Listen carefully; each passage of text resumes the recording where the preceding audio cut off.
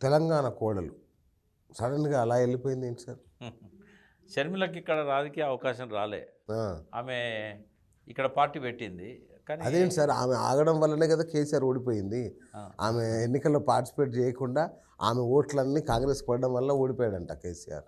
అట్లేం లేదు. ఎందుకంటే ఆమెకు అంత బలం లేకుండే. ఆ, అంత బలం ఉంటే ఆమె పార్టీ ఇండిపెండెంట్గానే నిలబడేది. ఓకే ఆమె ఇంకా నేను ఎక్కువగా ఇంపాక్ట్ చూపెట్టలేకపోతున్నా అనే ఉద్దేశంతోనే అటు అటు ఇటు చూసింది ఆమె. కాంగ్రెస్ దగ్గర తీసింది ఆమెను. ఓకే అంటే కాంగ్రెస్ దగ్గర తీయడానికి ఏంటంటే ఈమెను ఆంధ్రలో ఉపయోగించుకుందామనే ఉద్దేశంతోనే తప్ప ఓకే తెలంగాణలో ఈమె పట్ల పెద్ద ప్లస్ అయ్యేది లేదు, మైనస్ అయ్యేది కూడా అవును లేదు. అవును. సో ఆ రకంగా ఆమె ఆంధ్ర పాలిటిక్స్ లోపల ఎంటర్ అయింది. ఉమ్, రేపు అక్కడ ఏంటంటే జగన్ కొంత బీజేపీకి దగ్గరగా ఉన్నాడు ఓకే కాబట్టి జగన్ను కట్టడి చేయడానికి కొంత షర్మిల ఉపయోగపడుతుంది.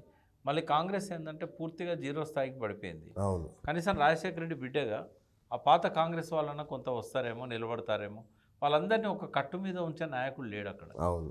కొంతమంది ఇదివరకు పిసిసి ప్రెసిడెంట్ ఉన్న బొత్స ఇట్లాంటి వాళ్ళంతా వైఎస్ఆర్సీపీలో పోయి మంత్రులు అయ్యారు. అవును కాబట్టి అప్పుడు వాయిస్ ఉండేది, అంబటి రాంబాబుకు ఉండేది, బొత్సకు ఉండేది, ఈ ఉండవల్లి అరుణ్ కుమార్కు ఉండేది. Correct correct. అటువంటి వాళ్ళంతా ఎవరు లేకపోయేసరికి దాన్ని నిలబెట్టే వాళ్ళు కరువయ్యారు. కానీ ఈమెతో నిలబడద్దు అసలు అక్కడ పార్టీ. కనీసం పాత కాంగ్రెస్ నాయకులన్నా వస్తారా? ఆమె వైపు వచ్చే అవకాశం వస్తారా? ఉంటుంది. ఎవరు లేరు కదా ఇప్పుడు. ఒక లీడర్ అదే లేనప్పుడు అంటున్నా.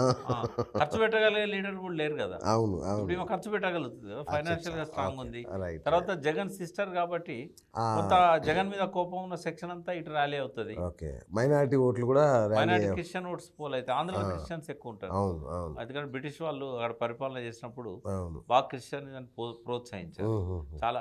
ఇక్కడ ఈ ప్రాంతాలలోనేమో తెలంగాణలో ఒక దళిత్స్ నుంచే ఎక్కువ క్రిస్టియానిటీ తీసుకున్నారు. అవును అవును బట్ అక్కడ రెడ్డి వర్గం, అందరూ అన్ని రాజశేఖర వర్గాలు. ఫ్యామిలీ కూడా అవును ఒకప్పుడు రెడ్డిలే కదా, వాళ్ళు క్రిస్టియానిటీ తీసుకున్నారు కదా. అవును అవును కాబట్టి అట్లా అక్కడ ఇన్ఫ్లుయెన్షియల్ సెక్షన్ కూడా క్రిస్టియానిటీలో ఉంది, ట్రైబల్స్లో ఉన్నారు, ఎస్సీస్లో ఉన్నారు.